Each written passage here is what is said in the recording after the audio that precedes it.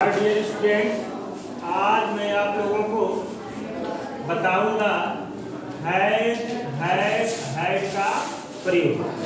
Had का प्रयोग दो रूपों में होता है, एक मुख्य क्रिया के रूप में और दूसरा हैड का प्रयोग होता है सहायक क्रिया के रूप में। तो मैं आपको बताने जा रहा हूँ मुख्य क्रिया के रूप में हैड का प्रयोग कैसे होता है। तो यहाँ आप देखिए, तीनों को हमने ये साथ लिखा है हैड का प्रयोग, लेकिन इनको दो कैटेगरी में हमने बांट दिया और भी समझाया है। हैड एक ग्रुप में रखा है, हैड को अलग रखा है। क्यों? क्योंकि हैड और हैड जो है ये वर्तमान काल की क्रियाएं हैं, जिसमें हैड एक वचन है और हैड बहुवचन है, और हैड जो है ये पास्ट टेंस की क्रिया है जिसका पास्ट टेंस में इस्तेमाल किया जाता है। अब कहाँ किया जाता है, इस अर्थ को देखना होगा। इसमें क्या है, हैड के प्रयोग में किसी चीज का किसी के पास होना पाया जाता है। हैड का मतलब ये होता है पास होना, यानी प्रयोग इसका तब हम करते हैं जब कोई चीज किसी के पास होता है, तब हैड का प्रयोग करते हैं। अर्थ में हमने दे दिया हैड का मतलब के पास है या रखता है, रखती है, रखते हैं। हैड का मतलब के पास था, चाहे पास थे, चाहे रखता था, रखती थी, रखते थे। अब आइए अफर्मेटिव सेंटेंस के थ्रू यानी साधारण वाक्य में कैसे हैड का प्रयोग होगा, उसको हम एग्जाम्पल के माध्यम से आपको समझा रहे हैं। अब देखिए, मेरे पास दो कलम है। आपको बेहतर समझाने के लिए हमने 6 एग्जाम्पल रखा है। पहला एग्जाम्पल है मेरे पास दो कलम है। तो इसमें जो है कि मेरे, तुम्हारे, उसके, हमारे जो भी आते हैं वो सब्जेक्ट रूप में प्रोनाउन आते हैं, सब्जेक्ट रूप होते हैं। मेरे पास दो कलम है, इसमें मेरे शब्द जो है कि सब्जेक्ट हो गया, जिसकी अंग्रेजी हम लिखेंगे आई। कर्ता क्रिया कर्म, और हमने पहले दिया ट्रांसलेट करने का। आई मेरे कर्ता के रूप में हो गया। और देखिए क्रिया के रूप में क्या, पास है। तो मेरे शब्द यानी आई की बहुवचन है, इसलिए पास है की अंग्रेजी हम लिखेंगे है। अब क्या बचा, ऑब्जेक्ट के रूप में बचा दो कलम, इसको सिंपली लिख देंगे टू पेन। ट्रांसलेट हमारा हो गया, देख लीजिए ट्रांसलेट हो गया। I had two pen. I बहुवचन था इसलिए है बहुवचन क्रिया भी आ गया, ये प्रेजेंट टेंस है। दूसरा देखिए, उसके पास एक टोकरी है, उसके पास एक टोकरी है। अब उसके शब्द या सब्जेक्ट है, करता है। यहाँ पर हम उसके की अंग्रेजी चाहे तो ही भी लिख सकते हैं पुरुष लिंग में, उसके की अंग्रेजी हम चाहे तो सी भी लिख सकते हैं स्त्रीलिंग में। उसके शब्द से एकदम क्लियर नहीं, उसके मतलब किसी लड़की या महिला के पास, या उसके मतलब किसी लड़के या पुरुष के पास। तो इसलिए यहाँ पे उसके की अंग्रेजी हम ही लिख सकते हैं या सी लिख सकते हैं, जैसे आपकी मर्जी। अब उसके ही हमारा एक वचन है ना, इसलिए पास है की अंग्रेजी एक वचन में हम लिखेंगे है।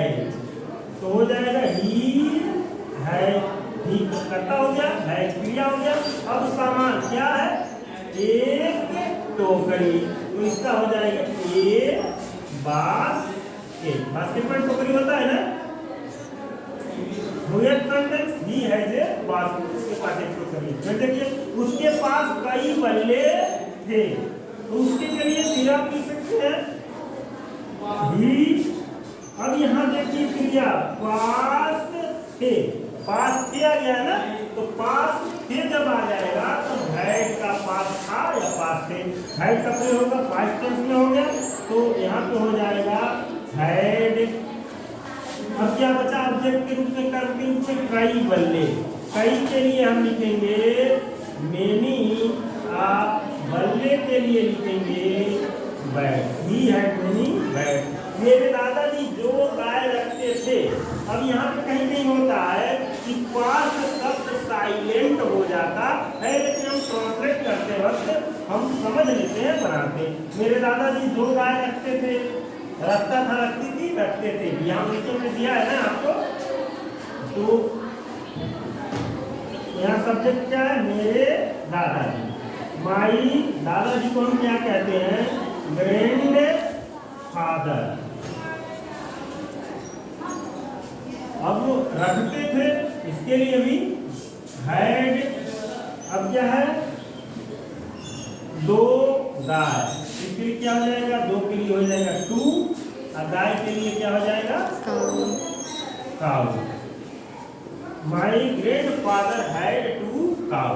यहाँ देखिए मेरे दो भाई हैं, यहाँ पर मेरे दो भाई हैं, अर्थात मेरे पास दो भाई हैं। तो पास का कोई औचित्य नहीं बैठता, इसलिए साइलेंट हो जा रहा है। लेकिन ये भाव में आएगा कि मेरे पास दो भाई हैं, तो पास का साइलेंट हो गया। लेकिन जब बनाएंगे तो हम उसका प्रयोग करेंगे आई पास है के लिए, आई बहुत है इसलिए है के लिए। हालांकि ये आप सोच सकते हैं पास इसलिए आया नहीं है, लेकिन भाव में यहाँ पे छुपा हुआ है। आई है दो भाई के लिए क्या लिख देंगे? Two brothers. I have two brothers. अब देखिए राजा दशरथ के 4 पुत्र थे। तब इसमें सब्जेक्ट क्या है? राजा दशरथ। तो हो जाएगा किंग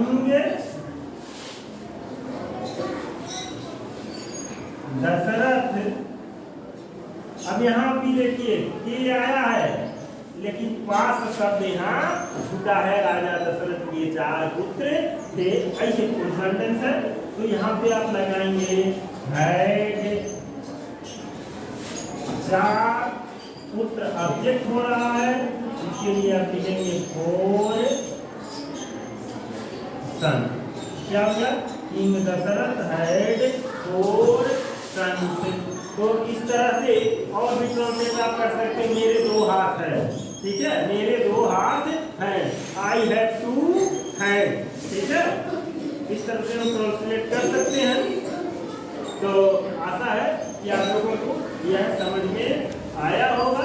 फिर किसी दिन हम आपको सहायक क्रिया के रूप में हैव का प्रयोग विस्तृत रूप से बता सकते हैं। इसे थोड़ा सा हम टिप दे दिए हैं कि सहायक क्रिया के रूप में प्रेजेंट परफेक्ट में हैव का प्रयोग होता है, पास्ट परफेक्ट में हैड का प्रयोग होता है। लेकिन एक और जगह पे प्रयोग होता है has two plus V1, have two plus V1, have two plus V1। इसको किसी दिन खोलेंगे, हम बता देंगे।